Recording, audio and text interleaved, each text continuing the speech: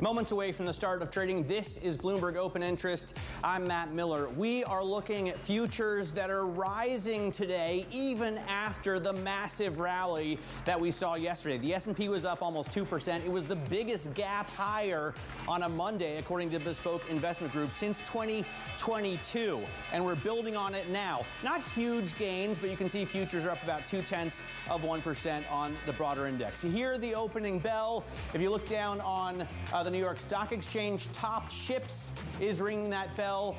I'm not sure how reliable the chart is, but it looks like their stock is down 98% in the last 5 years. On the other hand, Cognizant ringing the bell, the NASDAQ market site. Over the last 5 years, they've done relatively well, returning in terms of total return about 76%, which is better than a stick in the eye, but not as good as if you had just bought the NASDAQ itself. A check on the live averages as they start to trade now. Just a few seconds into the trade, and we're seeing pretty much what we saw on futures, an outperformance of the S&P 500, adding almost 0.2%. The NASDAQ 100 adding about 0.1%, but really building on the 2% plus gains that we saw yesterday. The small caps right now, little change to down with a red arrow. In terms of the stocks that we're watching, Tesla was absolutely ripping face yesterday in the face of BYD outpacing it on sales. Today we have more bad news on Tesla, and the stock is up again. All right, it's only up 0.5%. But this after sales in Europe dropped 40% in the last month, and they dropped 10 months out of the last 12. Cathie Wood still bullish on the stock, saying she thinks it's worth $2,600 by 2030. Shanali, that's a little bit lower than her previous target of $3,000. Still a long way from 280. But to your point, dip buyers are coming back in. I'm looking at a different sector, of course, highly watched. Remember, tech execs are pushing the White House to roll back curbs on semiconductor chips. And this comes as the chairman of Alibaba said he's seeing the beginning of a bubble for AI data centers. He claims that data center investment announcements in the U.S. are duplicative. You are seeing NVIDIA down 0.5% today. And Matt, as we know, this has been a massive gold rush on Wall Street. The question is, has too much money poured in too fast? We'll see. Duplicative is an awesome word. Duplicative. I'm going to start saying that more often. We are back right now with Seema Shah, Chief Global Strategist at Principal Asset Management. Seema, what do you think of mega cap tech? Obviously, that was the wind that filled our sails the last couple of years. It's been more of an air brake this year, but is this a cheap entry point? So look, it depends what your time horizon is. In the near term, we are seeing that the earnings numbers are trending downwards. Some optimism today, but generally speaking, people are worried that the lofty earnings expectations cannot be met. Now, if you're looking out over a 5-10-year horizon, however, we're still very much of the mindset that technology will continue to be at the cusp of all of the productivity growth and future innovation. So we still are maintaining a strategic overweight, but certainly in the near term, we have got some concerns that you could see some further weakness for the Mag 7. You know, a little bit earlier, Seema, we were talking about how there has been a division on Wall Street on how much upside or downside there is from here.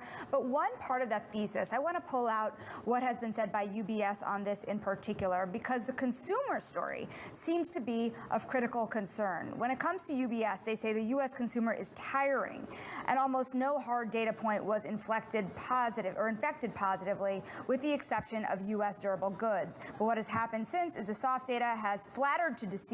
It's gone up and gone straight down. That is UBS Chief Strategist Banu Baweja. Do you agree? How much of a risk is the consumer, the U.S. consumer, at this juncture? Well, you're certainly seeing strains build up. We had been seeing strains even before the beginning of this year in some of the lower income households. And now you are seeing some of it creep through to the medium income. I think the high income households are still holding pretty firm.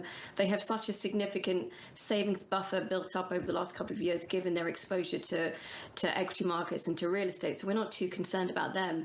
But certainly from our economic forecast, we are expecting there to be a slowdown in consumer spending over the next 4 quarters. But again, it's not moving into negative territory. So it's a slowdown rather than a kind of an all-out concern where it could really drive the US into recession. Well, first of all, I want to shout out Levin Stamm and Alice Gledhill, who wrote that story on UBS, and thank them for their work. And then kind of take a turn here, Seema, with you to the positive. The Trump administration wants to reduce regulations. The Trump administration wants to cut taxes, and that fairly soon. Is that going to boost the animal spirits for this market? Yeah, so within our assumptions where we see that the US economy slows but it skirts recession, we're assuming that in the second half of the year, you do start to see some of these more growth-friendly initiatives coming in. Specifically, deregulation is the key one. We know that business sentiment, business optimism was really, really boosted by the idea that the Trump administration would start its term with deregulation. Now, that's fallen back to the background, but we do think it's going to come in the second half of the year. And importantly, when we're thinking about the US versus Europe, that question continues. The takeaway I'm still getting from European investors is that when you're comparing the two, actually the fact that Europe is not deregulating is one of the key reasons why they still believe in US exceptionalism. So that is a core part of the story, and it is one of the reasons why we're expecting the US to just slow down and not see recession in 2025. Seema, there are a lot of investors who are out there looking at the macro signals, but there's another group of investors who are looking at either technicals or just the direction of the trade. You look at a day like today, yes, the S&P 500 is up, but the sectors leading that are fairly defensive. It's energy up 1%. It's financial services leading the way, materials. Is this still a defensive trade? This doesn't scream confidence yet when it looks like the dip buyers that are coming in are still looking for safety. Absolutely. We're still on the defensive mindset. We're still thinking about which of the companies you want to have exposure to in this environment. It's still the ones with the balance sheet power. It's still one of the ones with have got strong margins and cash flow. That is still a very defensive mindset. Now, within some specifics, we think that financials, because they're less vulnerable to tariffs and because we think that some of the concerns around the US economy have gone too far, they do stand to do a little bit better. But overall, this is more of a defensive posturing that we're seeing across the whole asset allocation positioning, even within fixed income, really starting to think about high quality. So certainly that's the direction of travel for us. What do you think about the rotation that we've seen, especially into European defense stocks? Is that sort of optimism for more spending out of Germany and its EU counterparts going to come to fruition? Yeah, I think it is going to come to fruition. I think the bigger question is how it starts to feed through to the broader European economy. Now, we know that defense stocks, any spending on defense doesn't typically have a high multiplier, but the absolute number that we're looking at is so huge that there will be some positive effects feeding through to Germany and then also to Europe. But at the same time, that doesn't really feed through to growth numbers until 2026. So there could be a bit of a window where you see a pullback, where you don't see the economic numbers maybe turning up as some investors were hoping for in the near term. But certainly if you're looking out of a 2026, 2027 horizon, these are better growth numbers feeding through from defense through to infrastructure and then to the broader economy. Seema, wonderful to have you today. That is Principal Asset Management, Seema Shah. And coming up, KB home sales missing sales goal for the first quarter and cutting guidance as consumers pull back on home buying. We're going to talk about what this means about the U.S. consumer. Stick with us. This is Bloomberg Open Interest.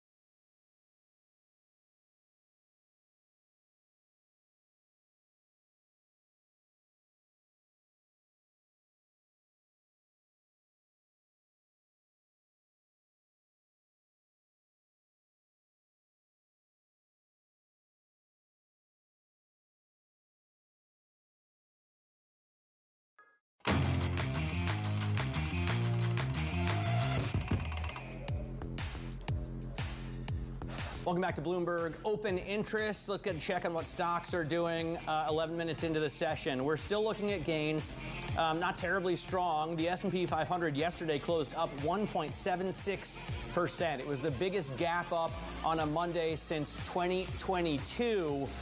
So 57.60 is where we pretty much finished the day. We're at 57.73 right now. The NASDAQ gaining about 0.2%, also ripping higher yesterday. Now trading well over the NASDAQ 100, well over 20,000 at 20,218, and the small caps lagging a little bit today. But basically some solid gains that look to be stable, at least in the first few minutes of trade. Shanali, let's get to some of the top calls for the day. Yeah, absolutely. Some of the analyst action in focus this morning. First up, we're looking at Carvana getting upgraded to a buy at Morgan Stanley. The firm says the pullback in shares creates an attractive entry point for the stock, and you are seeing it up now 2.6%, losing some of its gains, but still up. Next up, Bank of America double upgrading Cloudflare to a buy from a sell, citing improving fundamentals. Bank of America says the software company is set to be an AI winner. It is now up 5.8%. And finally, Ally Financial getting downgraded by BTIG to a sell. The firm cites heightened competition among the banks for auto loans and macroeconomic headwinds. A lot of people have been watching the stock closely for health of the consumer, Matt. It is down only about 0.4% right now. All right, let's turn back to some earnings news. Out of the home builders, KB Home reporting disappointing Q1 results, slashing its annual forecast. The CEO highlighting a challenging environment, saying, quote, consumers are working through affordability concerns and uncertainties related to macroeconomic and geopolitical issues. Oh, and don't forget, those rates are still very high on mortgages. Drew Redding of Bloomberg Intelligence joins us now with more. So, Drew, the outlook, I guess the problem for these home builders really across the board is just affordability. There's not a lot of inventory out there, right? Yeah, so affordability has been the big challenge for a couple of years now. You have home prices up more than 50% since pre-pandemic levels. Mortgage rates still in the high 6%. So that's the number one challenge out there. But what we've increasingly heard from the builders is the psychological impact of making a home purchasing decision is becoming more of a component of why sales are stalling. You have consumers out there who are more concerned about the economy, perhaps more concerned about the prospects of losing a job. So I think with all that uncertainty, that's also holding back the market. Now, you mentioned a lack of inventory. That's certainly been one of the big stories for the builders over the last couple of years. Limited for sale inventory in the resale market has funneled demand towards the builders. But we're starting to see that in some of the key markets like Florida and Texas, that resale supply is really starting to build, and that's putting some price pressure on the group.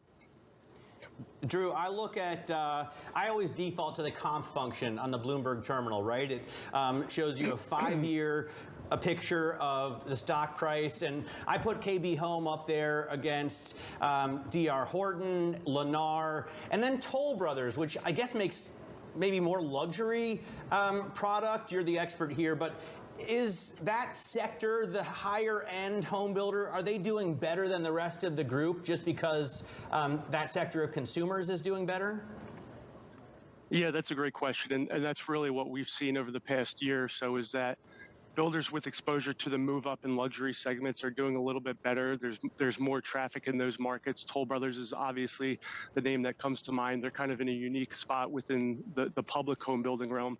On the other hand, you have the entry level builders, which are seeing more of a hard time, which you would expect because those buyers are more sensitive to that monthly payment. And when you have rates as high as they are, and there's a lot of volatility in monthly payments, you're going to see those consumers start to pull back more, and that's what's happening out there. So, Drew, in aggregate, is the direction of travel worse or better? Because a lot of people were thinking one of two things would happen. Either eventually mortgage rates fall, you see a set of buying, unclear whether the prices in aggregate go up or down once you see more buying, or you have an overhang and you don't have rates come down and you're kind of stuck in the water. Where is your base case for where things go from here? Yeah, it's a good question. So we're in the heart of the spring selling season, and you would have thought with mortgage rates coming down about 50 basis points since the start of the year, we would have seen more demand, and that's just not materializing yet at this point. And I mentioned, I think a lot of it has to do with the uncertainty that's out there with the broader economy, the employment situation. As it relates to the new home market and the builders, they also have the overhang of higher costs related from tariffs, the potential threat, from immigration policies, which could impact labor. So there's a lot of headwinds out there for the group right now. All right, Drew, great to have you on the program. Thanks so much for joining us. Drew Redding covers the housing space for us out of Bloomberg Intelligence. At the top of the next hour, we're going to get new home sales, by the way, and the latest consumer confidence numbers from the Conference Board. Definitely some data you don't want to miss, and we'll bring it to you live as it breaks. Coming up, not guilty? The Journal reports that Boeing is in negotiations with the DOJ to withdraw its own guilty plea. That's because it thinks maybe this administration will be a little bit more lenient than the last. That's next. This is Open Interest.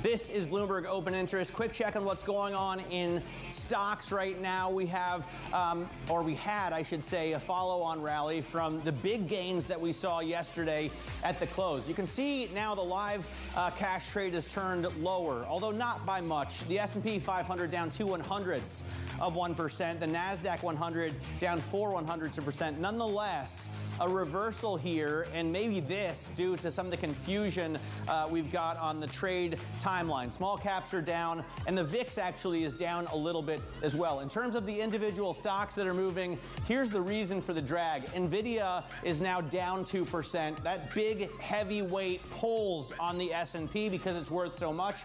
Tesla is now lower by 2.2%. Remember, at the open, it was gaining by about 2/3 of 1%. We still have green arrows on the biggest of them all. Apple rising, but only 0.4 of 1%. Google is also up 0.5%. And then, as Shanali points out, we have some runaway gainers in tech. CrowdStrike Holding, the cybersecurity company, up 4.6%, and Mobileye up more than 5% as well. So a bit of a mixed market, Shanali, but overall, the index level, we're looking at red now. Yeah, we are looking at a live trade. Some of the ones that were gaining this morning now turning around. We'll talk more about it in a second, but I'm going to switch gears because there's another story that caught my eye, and it's that Boeing has changed its mind. mind. The Wall Street Journal reporting that the plane maker wants to withdraw a deal with U.S. prosecutors to plead guilty to misleading regulators prior to 2 deadly crashes of its 737 MAX aircraft. We're now going to bring in Bloomberg's global aviation editor, Benedict Kamel, who joins us for more. What's the timeline here and the prospects for them to revise their deal? So at this point, it looks a little bit like a test balloon. We don't know for sure whether this is something that Boeing is in fact considering. As you said, the Wall Street Journal reporting last night that this is something they are looking at. It's a really complicated back and forth that's been going on, as you said, for years, stretching all the way back to those 2 crashes, one in late 2018, one in 2019. And as a result of that, Boeing was accused of misleading regulators, essentially, and was put in a penalty box for 3 years and said, okay, you can't do anything wrong for the next 3 years, you're on probation. And then something did go wrong last year with that panel blowing out. So the whole thing sort of blew up again. And in the end, Boeing agreed to agreed to plead guilty. And that also blew up in the end because the judge didn't like some of the elements. And now we're back and forth again. So we will probably get a new accord in sometime in April 11th. But, you know, there's been so much back and forth, it's hard to say. But Boeing is probably thinking they might be able to get a better deal out of this new administration, which might be a little less heavy-handed on corporates. So that's what they're at least considering, according to the Journal. Also, this administration is very transactional, right? You do something for me, I do something for you. That's the art of the deal.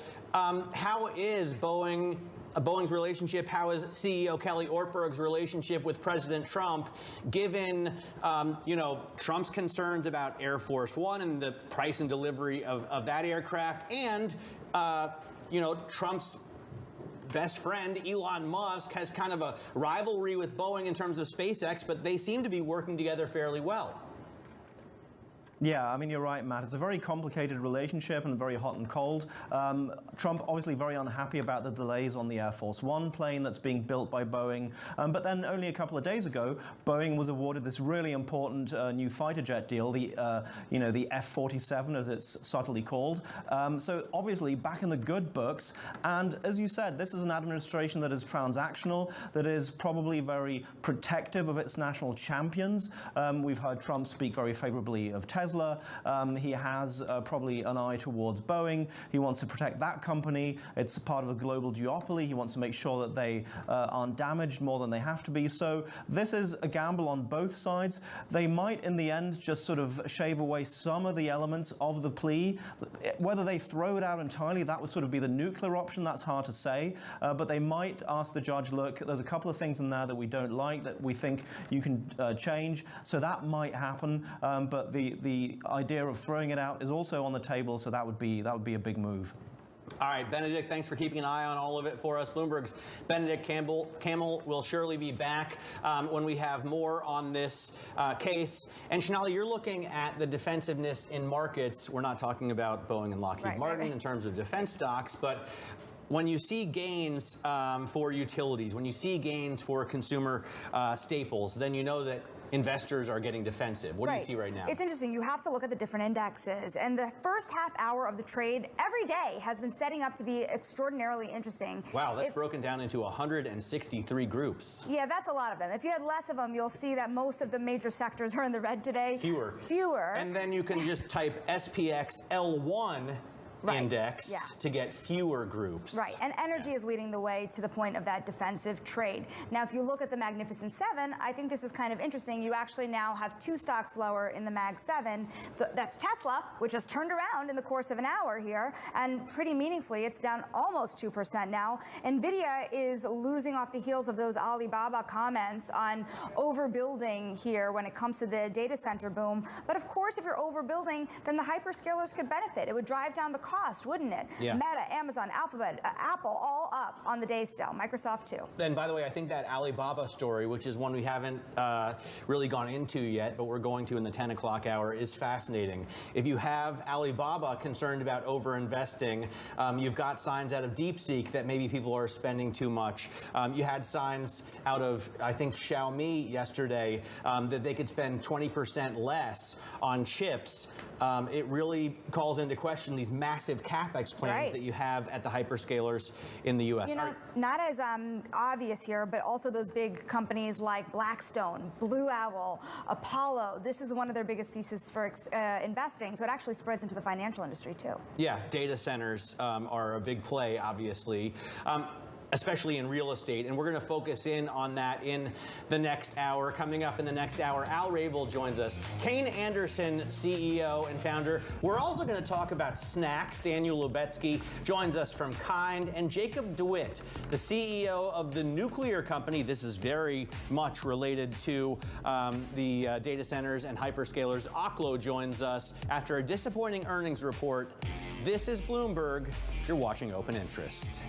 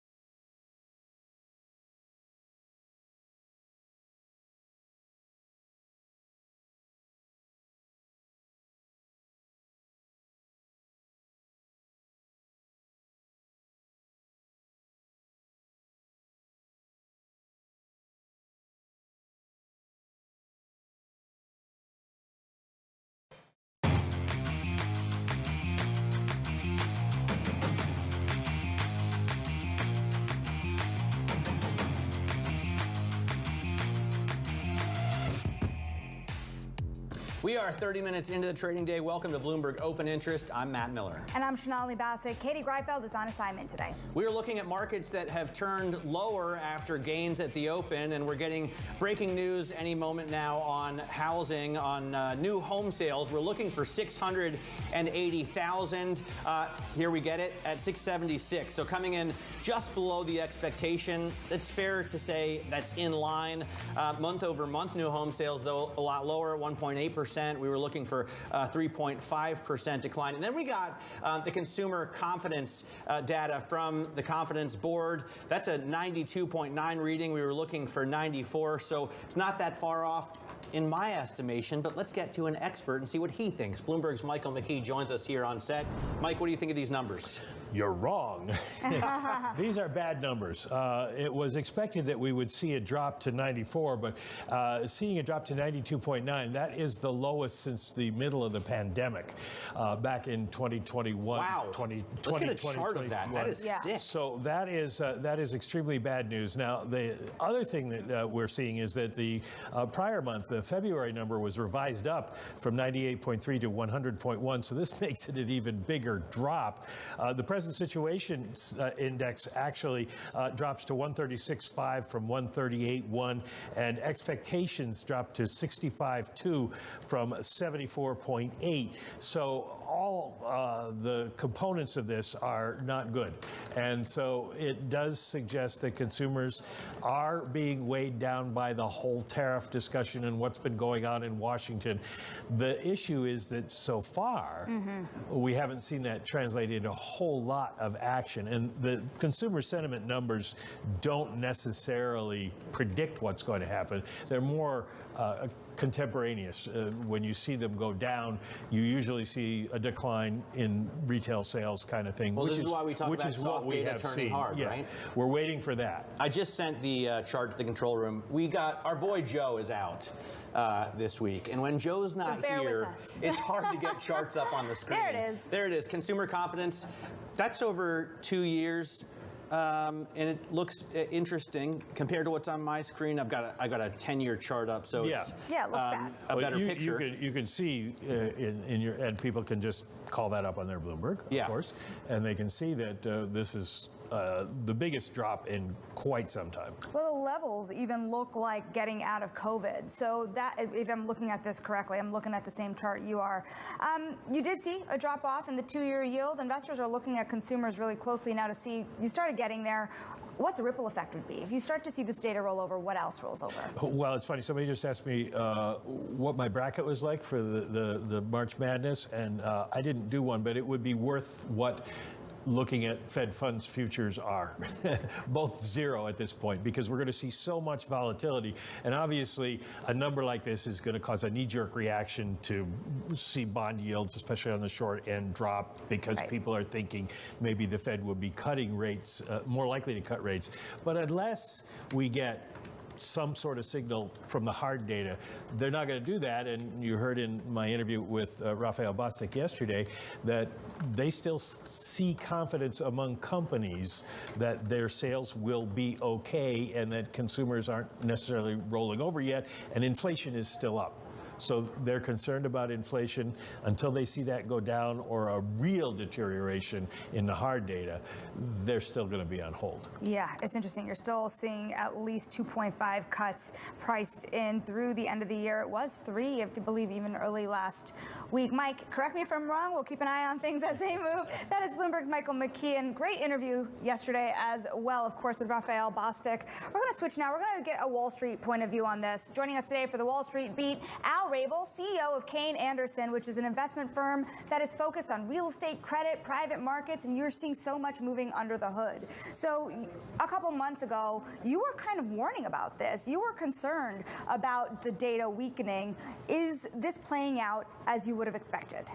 I think it's playing out. I think I came off a little bit of the hard landing dynamic, and I've never predicted a hard landing or a recession. What I've said for a long period of time, and I still believe is true, and I think there's an awareness now that this is coming true, is that the odds of a recession or a hard landing are underestimated by the vast majority of the public and companies. I think that's started to shift, and certainly the tariff discussion is at the center of that because the uncertainty that's been created. And interestingly, on the consumer, for the first time in history, the top 10% of earners represent 50% of consumer purchases. To me, that tells me that you've got a high correlation with the stock market in terms of the wealth effect. So if you saw the stock market readjust materially down, obviously we came down 10%, we bumped off of that. But I think you've got a highly levered economy that has some potential weakness, and the uncertainty that's been created is very difficult to predict. And now we're sort of waiting for April 2nd. Now, whether that ends up being a drop dead date or just another point in time where we say, okay, we're putting some in, we're delaying others. I mean, it seems like we're reacting daily on the tariff front. Right. I think that's part of the White House strategy. They want to have news every day, and they want to keep us on our feet. Clearly, they're doing that quite well. I wonder, though... They've been effective in that regard. Yes, for sure. I wonder how much it slows down activity, though, on Wall Street. I was talking to a buddy of mine who works for a private equity firm the other day, and he said they're trying to do a deal where they buy a French firm, and normally, it would fly through the French bureaucracy, believe it or not. But right now, they're just at a standstill. And he said they talked to their French counterparts who said, you know what, we're not getting along great with you guys right now. So this isn't going to fly through. Are you seeing that in other places? Absolutely. So M&A has basically stopped. I mean, for all intents and purposes, nothing's happening. Taking it to real estate, where I spend most of my time, we're down across the board in terms of new supply, and the dynamic that exists in demand-driven asset classes where you have inelastic demand, so medical office, seniors housing, student housing, attainable housing, you've seen 40 to 60% reduction in new supply prior to tariff talk. And the difference between some of these asset classes and others where you have that are more highly correlated to the macroeconomy is you're seeing an inflection in demand. It's escalating at the same time that you're seeing a massive decrease in supply. So think about this, take it forward. The reality is you have a demand-supply imbalance today that is being exacerbated because how can you do a new construction project if you don't know the cost of steel, the cost of aluminum, the cost of copper? You can't get a bank loan. You can't get a general contractor to give you a guaranteed max price contract. You can't get a bonding company. So that's stopped too. So say more. What are the ramifications to that? We were talking about the tariff impact on the home builders, as you're talking about, but what does it mean for you if you're looking to get into the market, buy homes, buy other real estate, if you have that standstill? So I think what it means is it's an inflationary dynamic where we've seen 9 to 10% rent growth in seniors housing, in student housing, 5 to 6% rent growth in medical office, which I think if you play it out, you're not going to be able to deliver new supply to keep up with demand. So you've got a demand-supply imbalance, you've got escalating rent growth. The question is affordability. So the reality is that this is actually, from my personal perspective and our funds, this is a great thing because this is a time of dislocation. Right. It doesn't feel like March or April of 2020, so it's not as draconian as that, but it is a longer duration dislocation because you've got interest rates that are sticky at a higher level. So I've said higher for longer for a long time, and we're at an over 4% 10-year Treasury. I'm old enough, you are as well, Matt, to know that that's not high, but it's high relative to the 2% that we had 2012 to 2022. So now you have all of this debt that's coming due that was financed at 3.5%, 4%. That's 7.5% to 8%. Painfully high for a young gun like me. You don't remember, Shonali. I don't remember. You don't recall the days of... You don't recall. What are 4% interest rates? No idea. What a great rate 8% was. When we were kids, they were 19% mortgages.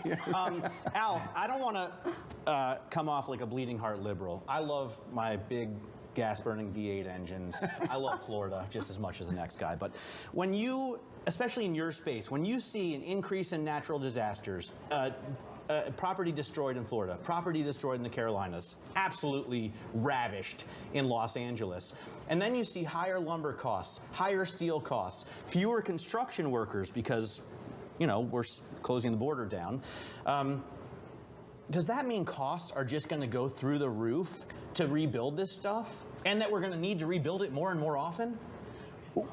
We absolutely have an infrastructure problem, and sustainability is a big part of what we look at. So, in our acquisition and development process. So, it doesn't matter you believe in climate change, you don't believe in climate change. The reality is, obviously, you don't want all of your assets on a coast or in a wildfire area, et cetera. So, it's an important dynamic, and now insurance has become an incredibly important issue and an incredibly important component of cost.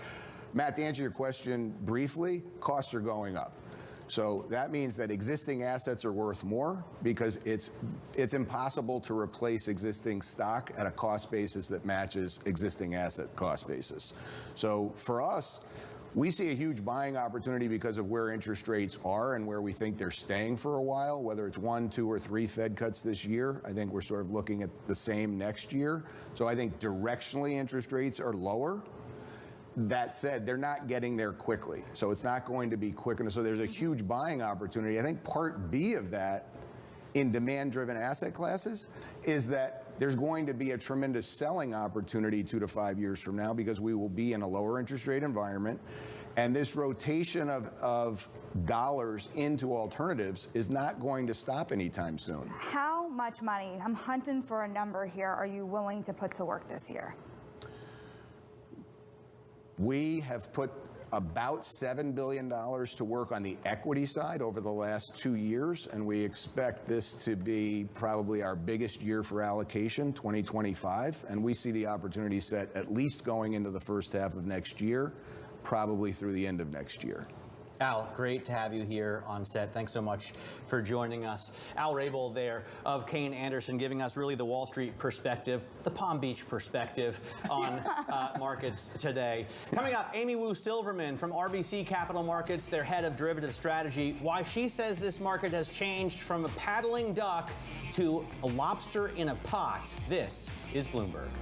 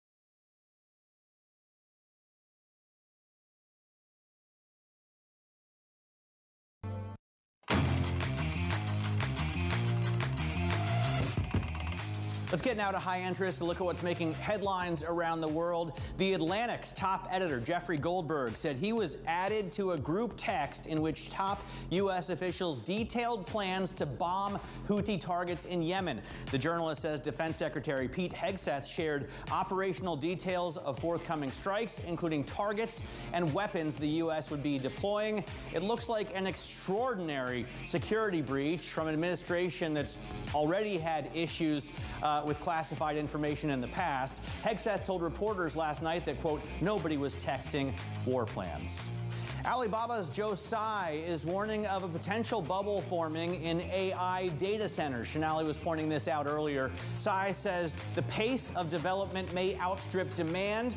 The chairman of Alibaba expressing concerns about projects that are being built without clear customers in mind and criticizing U.S. tech firms for their massive spending on AI infrastructure. Alibaba itself plans to spend $53 billion on it.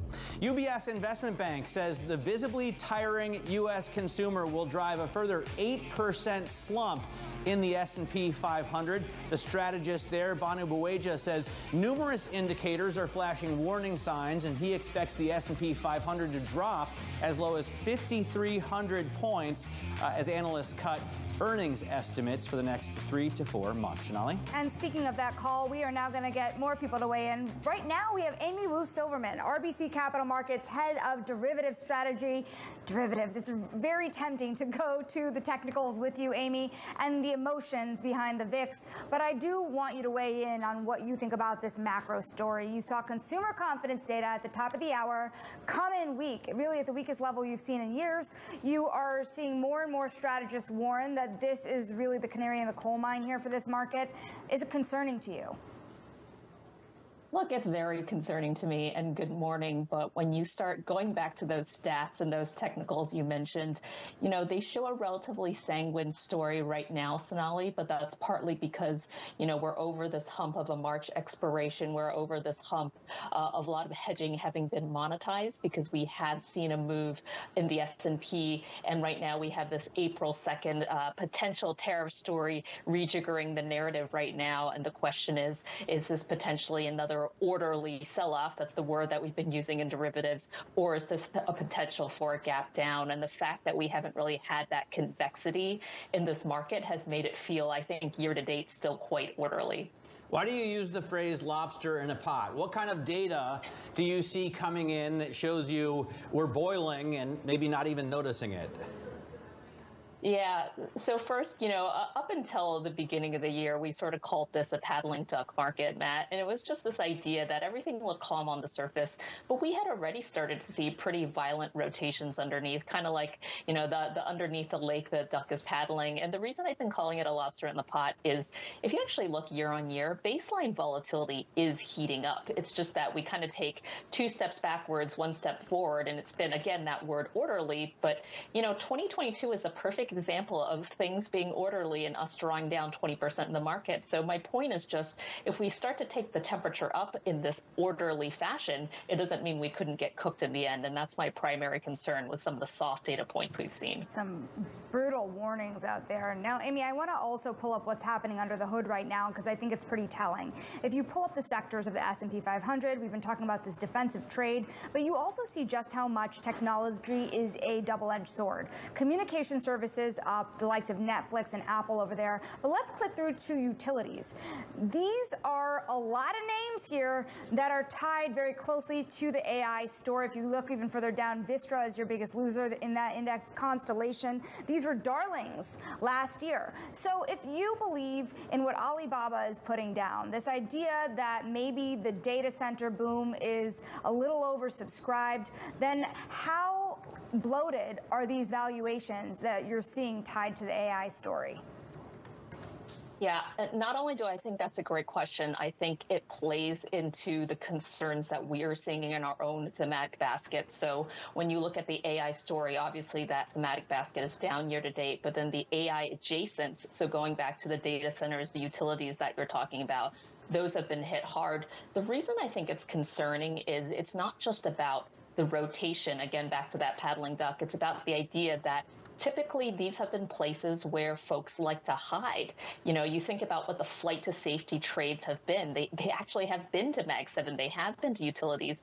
When you don't have that places to hide, I think you do get these larger super stories. So this end of U.S. exceptionalism or this vaster rotation out of the U.S. completely. And so right now, when we look to the options market, these skew levels, these hedging levels, again, they're high, but they're not historically all that expensive. I think these are times to reload when you have the VIX sub 20 right now, but that overarching story has not changed in terms of the downside we could see this year. A lot of, I guess, retail investors apparently reloading on Tesla, according to JP Morgan data. In the 13 trading sessions through Thursday, $8 billion was pumped into that stock while it fell 17%. We were looking at the short interest on the Bloomberg terminal today, Amy, and it's only 2.4%, which is still surprising to me, but I would guess there's more under the surface on a stock like this. Are people not shorting? Are people not hedging this market? So, when you talk about a name like Tesla, Matt, I think you just have to put it in its own bucket. I would say that's true for anything that is a retail fan favorite, because we actually see the opposite in terms of volatility landscape for these names a lot of the times. These are names that retail have been trained to buy. This is a post-2020 story where typically when you're long stocks, you hedge. This is just not the case in certain stocks, AI stocks, meme stocks, Tesla. And so what we're actually looking for is if you start to see those call options outweighing the put options, that could actually be the beginning of a FOMO, YOLO cycle, which has actually driven upside. We do not see that yet, but we watch those signals very closely, because when that does happen, that could tell you that there are potential rallies starting, particularly in these names that, again, are these retail fan favorites. Wishing, waiting, hoping for that YOLO market to come back. Love it. Amy Wu, thank you so very much. That is Amy Wu Silverman of RBC Capital Markets. And still ahead, we're looking at Trump Media and Technology Group working with Crypto.com on a lineup of Made in America investments. We're going to give you details on that next. This is Bloomberg Open Interest.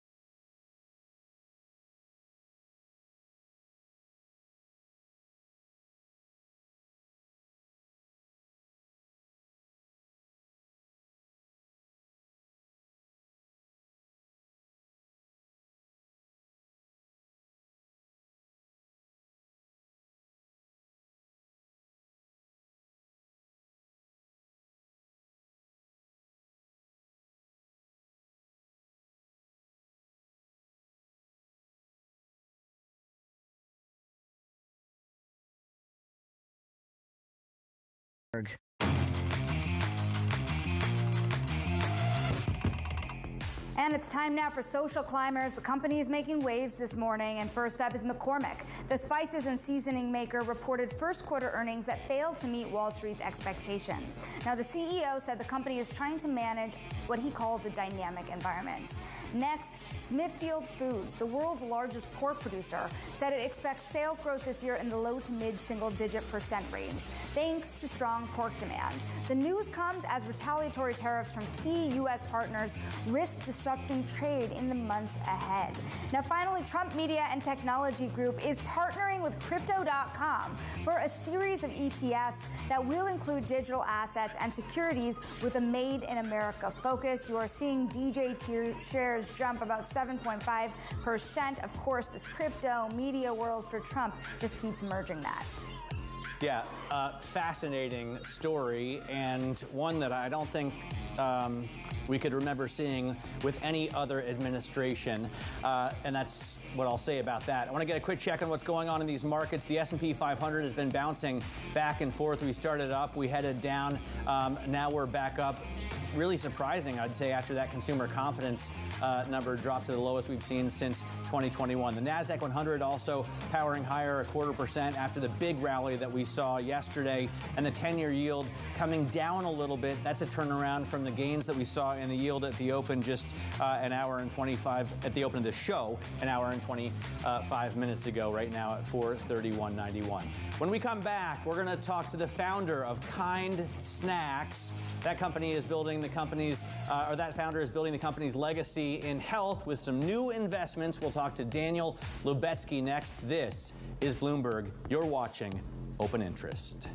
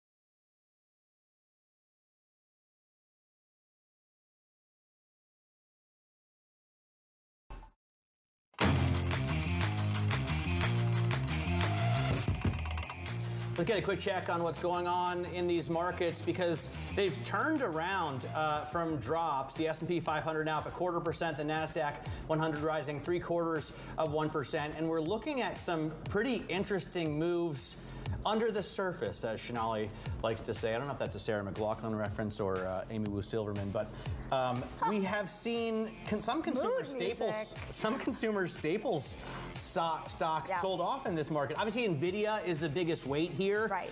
With Nvidia down, you can pretty much bet that's going to pull the S&P 500 where it goes. But Procter & Gamble is being sold off as well, and I would think that would be a gainer in the market today.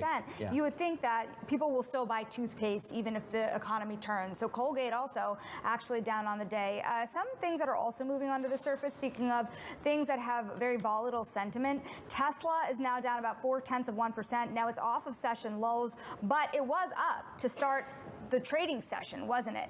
So even sentiment flipping there. Nvidia now looking at a decline of more than 1.2%. These are two stocks really being impacted by the Tesla data that we saw over in Europe of another steep decline in sales. Nvidia reacting to the Alibaba news. Remember, the Alibaba chairman said he's seeing the beginning of the bubble for AI data centers. We do have Apple, though, moving higher, Meta moving higher, Amazon up, Microsoft up, Google up, Berkshire Hathaway up. With all those stocks up, that's why you see the green arrows. Let's get to the Kind story. Consumer health startups continue to appeal to a broad range of investors. Daniel Levetsky knows a thing or two about them. He sold his stake in Kind in 2020, the hugely popular snacks company, which Mars bought a controlling stake in for a reported $5 billion. Now he's a judge on Shark Tank, and he's recently invested in Berries, those boot camps, Well Labs Plus, and LiveWell. Daniel Levetsky, founder of Kind Snacks and Camino Partners, joins us now. Daniel, thanks so much for your time. What is the consumer willing to spend money on right now? Because we just got some very bad confidence numbers, but it looks like anything related to health and fitness is still a big buy. Yeah, hi, Matt. Absolutely. I think we can all confirm in our own lives, beyond groceries and gas, our healthfulness is the most important thing that we have, our family's well-being. And I think that's, as we age, this is a big opportunity for entrepreneurs. What do you think about the types of consumers that are able to still spend in this market? Barry's Boot Camp, very popular here in New York City, but you think about these memberships for fitness clubs, and they tend to be more immune to problems because of that higher-end consumer. Yet there are people who are worried that even the higher-end consumer is going to be hit in this market. Where do you stand on this?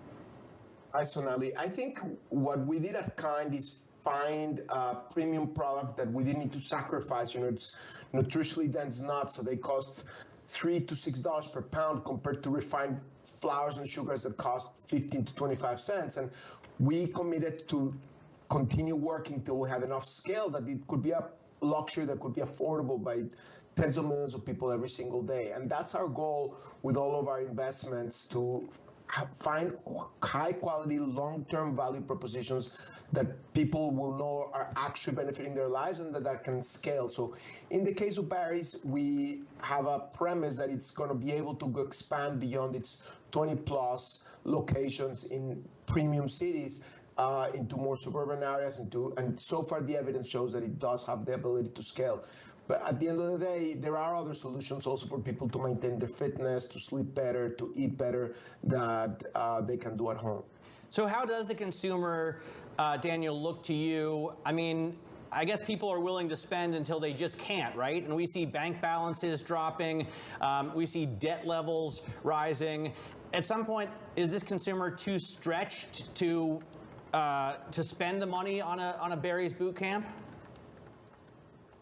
My experience is that when you have an extraordinary product or service, it stands through recessionary times. My personal experience with Kind is that we grew triple digits every single year, even through the financial crisis, even through all these recessions, because it was the right product at the right time, solving a problem the consumers had. And so I think all of these issues are extraordinarily important, but in fast growth companies with compelling propositions, they tend to withstand gravity and transcend inflationary pressures, transcend pressures on the economy. I think those issues are very real. I do think that our country as a whole needs to get its debt in order, needs to manage both our personal and national finances better.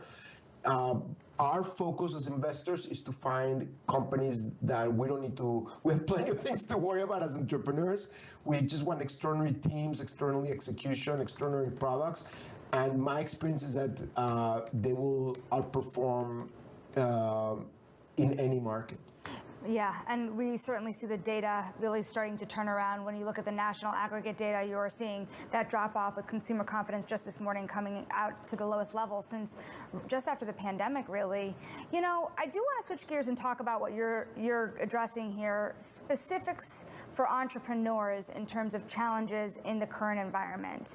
Because if you look at the public market as any guide, you have seen investors really sour on smaller companies. So what is the biggest issue here? Is it tariffs? Is it the tax policy uncertainty? What advice do you give entrepreneurs at this juncture, given all the macro uncertainties under the changes under the new administration? Well, I personally am completely overwhelmed and confused, both in my investment strategy and in my life. I wonder where we're heading. Sometimes I'm excited, sometimes I'm depressed, sometimes I'm excited and depressed. The uncertainty is real and it's paralyzing. You can paint a very good picture of how things are actually going to work out really great for America, paint a good picture of how this is the end of times.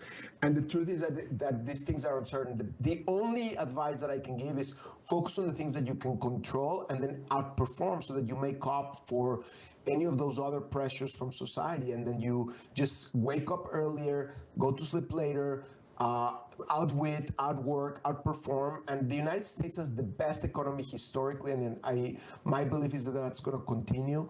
And we as entrepreneurs have that incredible free market where every one of us can put in excellence and deliver excellence and then get excellence out of it. And that's what we need to continue doing. We need to make sure that we retain a free market where rule of law matters, where nobody's above the law, where every one of us can say what we want to say. We don't self-censor ourselves either because the far left intimidates us or the far right pushes us down. And we just need to maintain that entrepreneurial spirit where the best ideas rise up.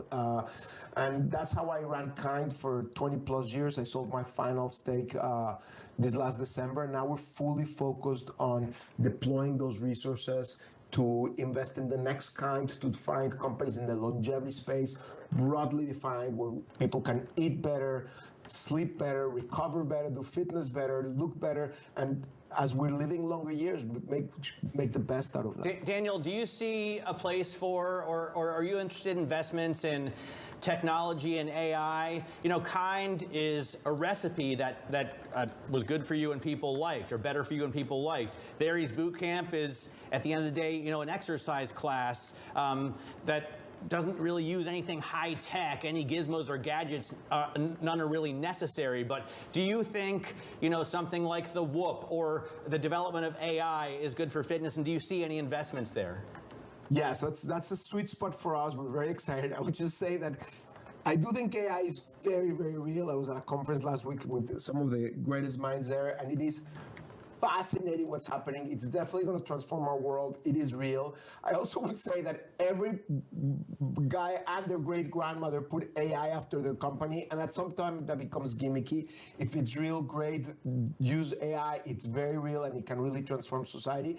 But sometimes people need to eat. Sometimes people need to exercise. And our opportunity is to find places where we can use, ideally, technology and AI to make those real-life propositions better. But sometimes you just need a Kind bar, and it's not going to have an AI algorithm in it. And, you know, I built it from $10,000 to a $7 billion company without need for AI.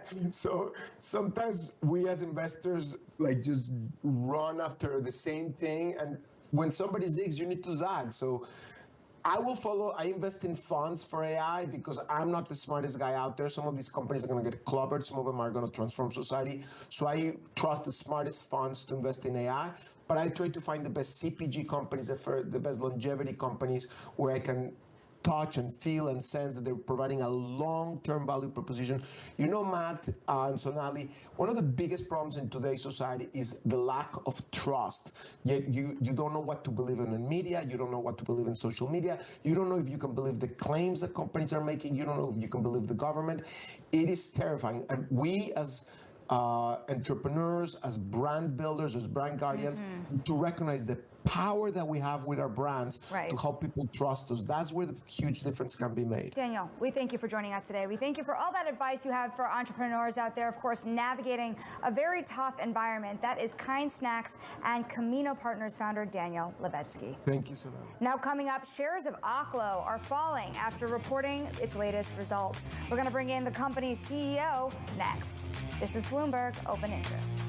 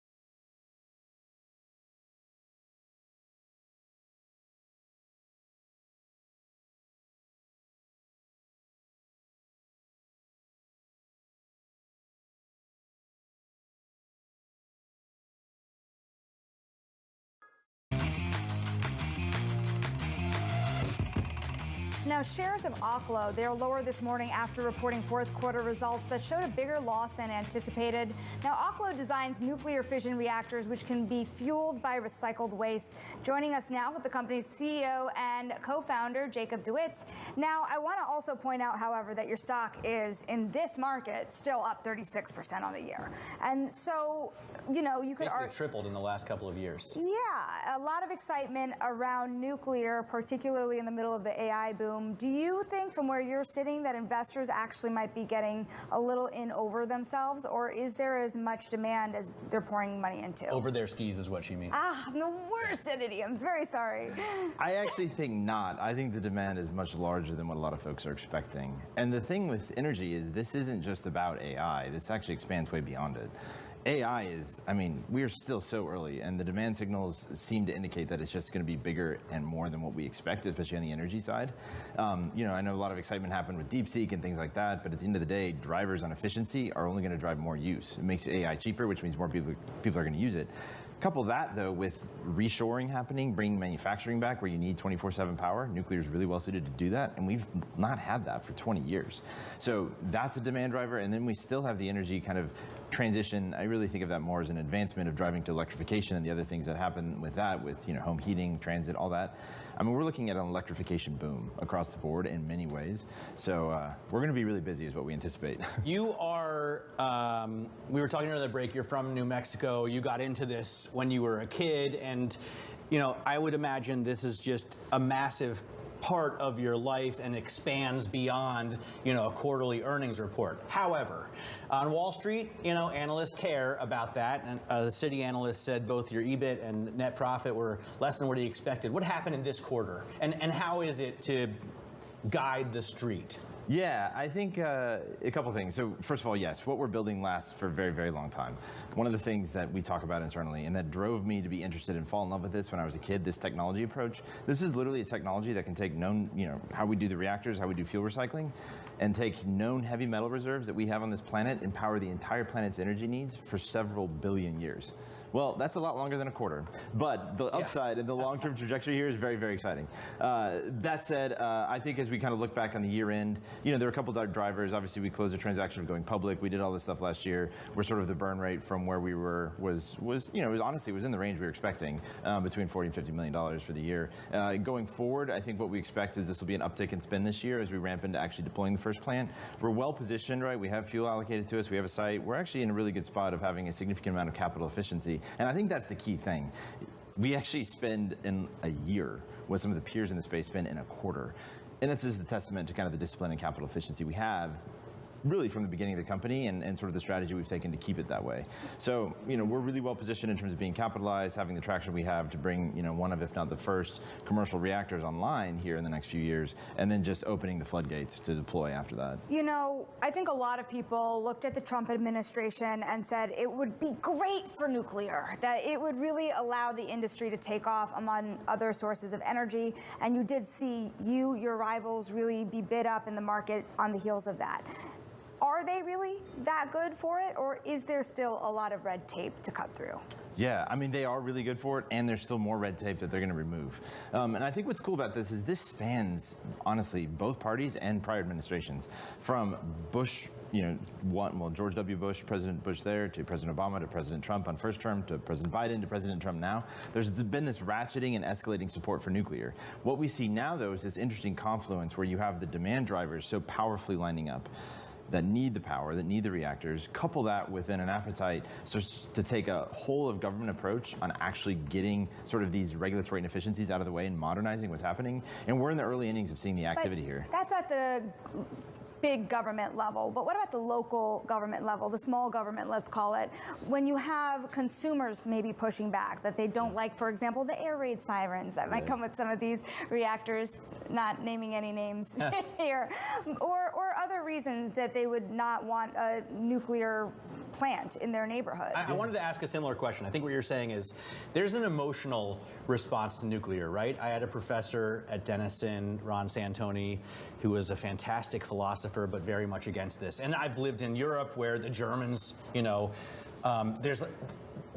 an emotional sort of fight against nuclear. But you got your PhD at MIT, so you have a scientific basis for this. You have a mathematical basis for this. Which one wins out? Well, I fell in love with it with my heart before I could do calculus when I was a kid. So it's emotional for you too. Yeah, you think about it, right? This is what sort of the future looks like. You can take a golf ball of uranium metal and power your entire life's energy needs without carbon emissions and do so more economically, sustainably than anything else. I actually think the world is shifting radically here. One of the big trends that's moving hearts and minds is as silly to say, as silly as it sounds, is the internet. People can go look up the facts and say, wow, nuclear is one of the safest, cleanest sources of energy there is. So more and more people are actually getting excited at the local and state level. I mean, you look at states like Texas and Utah just as examples, others as well, saying we want to do this here and we're going to do everything we can to bring nuclear to our states and build it. And you have communities standing up being like, we want this here now. We even see conversations in real estate developers looking at mixed-use residential commercial real estate developers saying we want to build nuclear plants as kind of cornerstone pieces of our next developments because of the fact that it brings reliable, affordable power that's going to lock in rates for a long time and give people basically energy security at a localized level. So I think the tides are turning radically on this front, which has been really cool to see. But yeah, for me, I mean, I fell in love with it as a kid because it just felt like that's where the future is going to take us. Well, I hope we can have you back on more often to talk about this, Chris. It's been great having you on Open Interest. Okla co-founder and CEO Jacob DeWitt. All right, let's take a look at some headlines that are breaking across the terminal here. The U.S. and Russia agreeing to implement a ban on striking energy facilities in Ukraine. The U.S. says it's working with Russia toward durable and lasting peace in Ukraine. We know that they're having these talks in Saudi Arabia, and this is something I guess we can talk about with Kayleigh Lines, co-anchor of Balance of Power, in the next block. Yeah, absolutely. A little bit more from the statement that they say from the White House, in line with the presidential level discussions between Trump, Zelensky, and of course the Ukrainian delegation. This was some of the outcome. We will bring you more on that. Stick with us. This is Bloomberg Open Interest.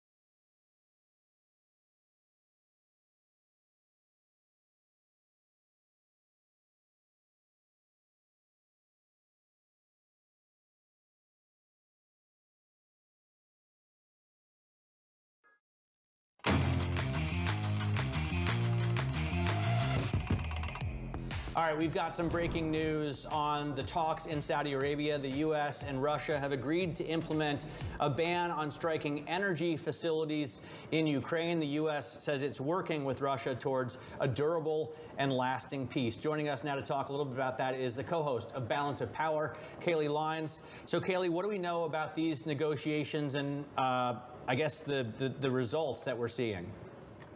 Well, these negotiations have been lengthy in Saudi Arabia. U.S. and Russian officials talked for about 12 hours yesterday, and we got a readout from that, which, as you say, Matt, says they are working on developing the measures for implementation of the energy infrastructure ceasefire that had already been agreed to for a 30-day period. Clearly hasn't actually fully gone into effect yet. And we actually spoke with the U.S. ambassador, Ukrainian ambassador to the U.S., Oksana Makarova, about that yesterday on Balance of Power. And she was very unspecific as to the actual implementation of that. But that does seem to be a sign of forward progress. They also talk about the implementation or the assurance of safe navigation and the elimination of the use of force in the Black Sea and preventing the use of commercial vessels for military purposes. The language in the readout on the U.S. and Russia talks is exactly the same as the language on the separate readout from U.S. and Ukraine talks, which continued in Saudi Arabia today. They both have agreed to that assurances in the Black Sea, but it is underscoring once again that these talks are still happening separately. The U.S. and Russia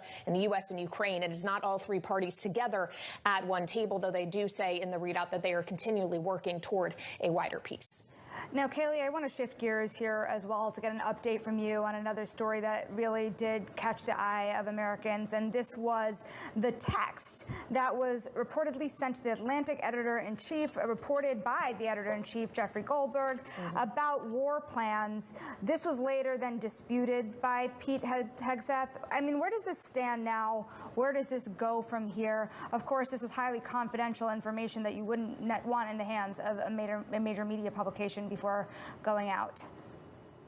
Yeah, Shonali, the latest here is that President Trump is defending his national security advisor, Mike Waltz, who actually was the one who started this group chat, which was on Signal, the encrypted messaging platform, but is not a way in which the U.S. government actually has allowances to share secure classified information. And of course, he had inadvertently added Jeffrey Goldberg to this chain. The National Security Council, through a spokesperson, has confirmed that the chat appears to have been authentic, and what was shared in it, of course, were plans to strike Houthi targets with specific weapons instructions and timing included, though Pete Hegseth, as you allude to, Shonali, said war plans were not shared. So the administration kind of pushing back on some of that. President Trump, in an interview with NBC today, not only defended Waltz as a good man, but suggested that because the attacks went perfectly, that it wasn't really a problem. He said this was the only hiccup they've had in about 2 months and that it isn't really a bad one, but it's still raising some major questions for national security minded folks on Capitol Hill, including in the Senate Intelligence Committee, which just so happens to have had a pre-scheduled hearing today, inclusive of two people who were in this group chat, the Director of National Intelligence, Tulsi Gabbard, as well as the CIA Director, John Ratcliffe. Already they've had to face some questions on this, with the Democratic ranking member of the Senate Intelligence Committee saying that this was sloppy. All right, Balance of Power co-host Kayleigh Lyons. You can catch her program on Bloomberg Radio at 12 noon. Coming up tomorrow on Open Interest, Ethan Devitt joins us from Mineta and Nancy Tangler.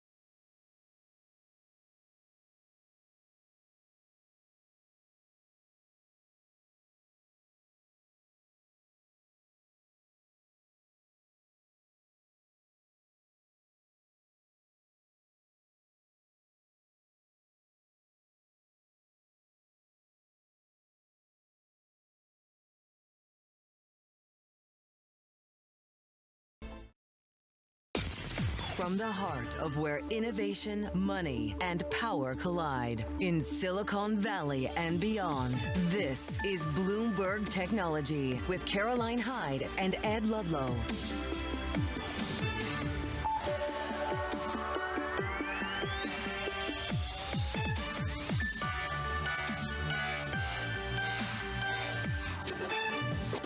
Live from New York, I'm Caroline Hyde, and this is Bloomberg Technology. Coming up, Tesla sales slump 40% in Europe, having fallen in 10 of the last 12 months. We get the analysis.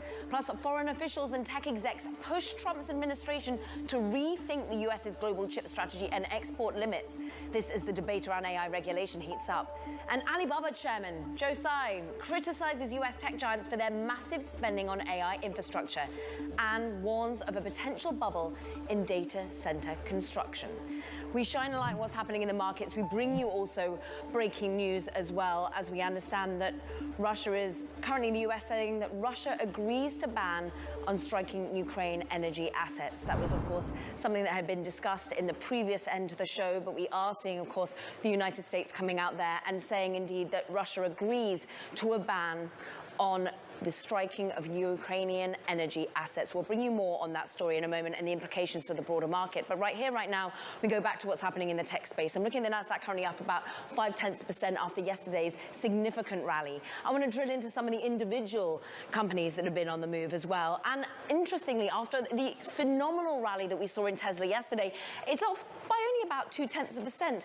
That's in the light of that significant drop once again in European sales that are down 40% for the month of February after falling a similar amount in the month of January, and we're now down 43% over the last 2 months. I'm shining a light what happens to BYD as well. It's off by more than 4%, maybe even 5% after yesterday's rally, as it finally shows that it crescendoed further than Tesla in terms of its revenue for fiscal 2024. Let's drill into all of this, the pushes and the pulls. I'm pleased to welcome Craig Trudell with us. And Craig, look, the moon music has been sour for Tesla in terms of sales when it comes to Asia, when it comes to Europe. And this is more of the same, but it's not dragging on the stock too much today. Yeah, I think it's really been something to watch the last few days now that we've seen this real rally in the shares. They were really getting beaten down, and we saw, the Trump administration sort of mount this push, with the Commerce Secretary coming out, Howard Lutnick, and saying, go out and buy Tesla stock. It's never going to be this cheap again. We, didn't see an immediate sort of perking up of the shares as a result of that, but they really sort of furiously, rallied to begin this week. And, even despite the fact that these numbers from the European Auto Manufacturers Association are really ugly, as you say, this isn't just a last couple of months. It's 10 of the last 12 that we've seen the red as this chart shows. I think what's important is to shine a light on how much it's the opposite of the trend in Europe more broadly, though. EV sales are actually up more than 30%. It really is an outlier. Yeah, absolutely. And we should, of course, note that this is not just a story about, Elon Musk and potential brand damage. There is a transition of the Model Y that's really important to keep in mind here, where, when you change over a vehicle from one generation to the next, it means some disruption in your output. That is having an effect on Tesla to begin the year. But, this is also the case that, the industry was preparing for 2025 being a much tougher compliance year from an emissions perspective. So Tesla also is just going to have a lot more to deal with in terms of competition, because other car makers feel the need to bring their emissions down for those compliance reasons. If competition wasn't stiff enough coming from China's BYD, Craig Trudell, we thank you so much. Meanwhile, though, let's get an investor take, because Cathie Wood, well, maybe unsurprisingly for many, is remaining bullish on Tesla, but still calling for the stock to hit $2,600 in 5 years, almost 10 times its current price. Bloomberg's David Ingnes sat down for an exclusive interview with the ARK Invest CEO. That was over at HSBC Global Investment Summit in Hong Kong. Take a listen. China's very important to Tesla, and I actually think that Elon Musk and May Musk, his mother, are sort of ambassadors for the United States. May Musk is a big star in China. Yes, and rightly so. But to answer your question directly, if China were to fail, that would be a short-term hit to the stock. Would it take us away from $2,600? No, because the robotaxi story is much more a function of the Western world, where ride-hailing costs are so much higher than they are in China. Let's get the take from Bailey Lipschutz, who's been delving into the resilient bullishness coming from ARK Invest. But really, this isn't so much about worries and blips of European sales. This is about a long-time focus on AI and robotaxis. No, exactly. And as Craig Trudell pointed out earlier, she's been predicting the dawn of robotaxis from Tesla since at least 2017. So long-term bullish, it is their biggest holding in the ARK ETF. But one thing I want to call out, when you look at this company, when it trades on its multiple, if you pull up the PE on Tesla relative to the rest of the Mag 7, PE is north of 90. Are you saying that Tesla doesn't trade on fundamentals? They don't trade on fundamentals, and also keep in mind You shock us, Bailey. You shock us. if you bought ARK 5 years ago, you're up 27%. You're lagging the S&P 500 by 125%, and the Nasdaq by 150%. So been a losing bet in the long term, but nonetheless, Cathie Wood's sticking to those guns. It kind of does sound like some of the retail investors I talked to, and the idea that the Cybertruck was only part of the thesis, and now we're looking to driverless taxis as well as the humanoid robot. And she as the doesn't even pitch. factor in the humanoid robots, right? Yeah, no, I mean, again, if you do the math with the current share count, that's an $8.5 trillion company with her forecasts. So they're going to be doing a lot with driverless technology. Even if you add up some of the bigger car makers with the likes of an Uber, you're still not even close to what that would look like. She's obviously been bullish. She's pounded the table for Bitcoin to hit $1 million at some point in the not too distant future. So really talking her book, but definitely something to take a bit with a grain of salt. We put into perspective of Cathie Wood the bets that has won out, and she was a long-term bull on Nvidia, but actually removed her options and ultimately exposure to the company just as it started to rally hard. With Tesla, she has remained committed, but they have pulled some of their chips off the table, right? Yeah, it's a lower percentage of the holding. When you look at the flagship ETF, that ARK Innovation ETF, now about 11-12% of the ETF is allocated to that. That was closer to like 1/5 when you look towards the beginning of the year, the end of last year. So pulling back, but as you mentioned, kind of as the stock was rallying, yes, it's down about a third year to date, but nonetheless taking that long-term view is, retail investors will say, you've been right about Tesla for 5-6 years at this point, and you're sitting pretty strongly in the green. But if you look at the rest of some of the investments that ARK has been pitching and been leaning into, they haven't all really worked out. And that's why there's been such a lag between the flagship ETF and pretty much every other tech index. Bailey Lipschutz bringing us one investor take when it comes to Tesla. Let's go broader in terms of the overall market analysis of these EV numbers and the future for the company. Seth Goldstein, pleased to say, welcome from Morningstar, equity strategist. You're also the chair of the EV committee over there. You currently have a hold rating on Tesla. You've got a price target of 250, so actually below where we currently are after yesterday's rally. Why are we not sinking more on these yet further dire sales news out of Europe? Well, I think there's a lot of enthusiasm with the full self-driving technology. Yesterday's news that full self-driving was approved in China bodes well for China sales, which is a far bigger market for Tesla than Europe. And so when you look at full self-driving, we have the robotaxi testing that's going to be launched in Austin, the full self-driving unsupervised launched in Austin, and will come to California later this year. And then with the positive news of being able to launch the supervised level 2 version of full self-driving in China, that bodes well for Tesla deliveries. So I think that's the momentum that's carrying heavier today versus the European deliveries being down. Okay, is that optimism enough to vindicate the about 100 times future earnings that we currently trade at for Tesla, as we were just hearing from Bailey?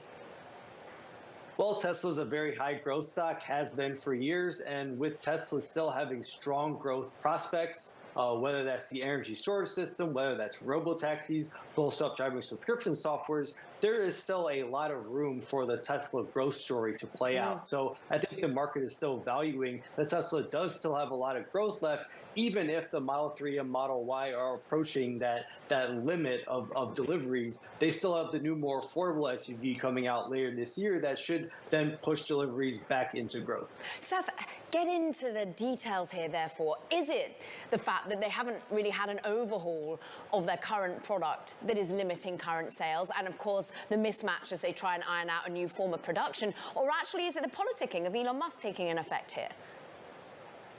it's still unclear what the drivers are behind the first 2 month decline, especially in the European market. You could have a lot of consumers waiting for the new Model Y, which just began deliveries in Europe in March. So consumers could have been holding off until they could secure a new Model Y. You also have the more affordable vehicle being launched. And so some consumers may be waiting for a lower price point vehicle from Tesla. But in the European market especially, you finally have long-range EV competition at a comparable price. For years, the Tesla Model 3 or Model Y was the only long range. In this case, I'm defining it as at least 400 kilometers or more of range at the same price that would be as the same as an ICE after subsidies. So for key markets like Germany or the UK, a Tesla was the most affordable long-range EV. Now you have other competitors who are offering long-range EVs at a similar or slightly cheaper price point, and so there's true competition for the first time in the European market, and that could be leading some consumers to choose a different vehicle besides a Tesla. Latin America, Europe can access BYD. And I was interested in Cathie Wood's take there that BYD isn't a competitor when it comes to AV, but we've heard that they are focusing on autonomous vehicle technologies. So could it start to ramp up and take on the robotaxi future of Tesla too? Well, they very well could. So BYD has a level 2 product that they offer in China for free right now, whereas even if you buy a Tesla in China, you still have to pay for full self-driving. So that could lead some consumers to choose a BYD. Both will be level 2 products inside of China, and China is a unique market because the data for AV testing has to stay within China. You can't send it back to Tesla's headquarters in the US for refinement. And so China may be a different market altogether where BYD is more comparable to a Tesla. But if you're looking at a market like the US or Europe, right now I think Tesla would be more comparable with Alphabet's Waymo product as a robotaxi competitor. So with the current price we're trading at, more than your $250 call, you hold and you brace for further volatility. Are we ever going to just see a calmer up and to the right trajectory for Tesla stock? Well, if there are months and quarters of good news that comes out, then we could see Tesla's stock start to rally. But when it was trading in the high 400s like it was in mid-December, we had a 1-star rating. We thought Tesla was a sell because we thought a lot of the good news was priced in, and a lot of it was priced for perfection. Even when you're looking at valuing the robotaxi business, we assign maybe a lower valuation than some of the more bullish forecasts because when you think of robotaxi, it's going to be a cheaper price point, which means lower total addressable market for consumers and for Tesla's profitability. And they can't just take a 30% take like an Uber can. They also have to manage their expenses. That's another whole set of additional overhead expenses. So I do think it's going to be a very profitable business for them, but maybe not as profitable as the market's implying. How worried have you been about key man risk with Tesla as well? Concerns about access to the pay he'd been promised and indeed the focus he has over at the White House right now?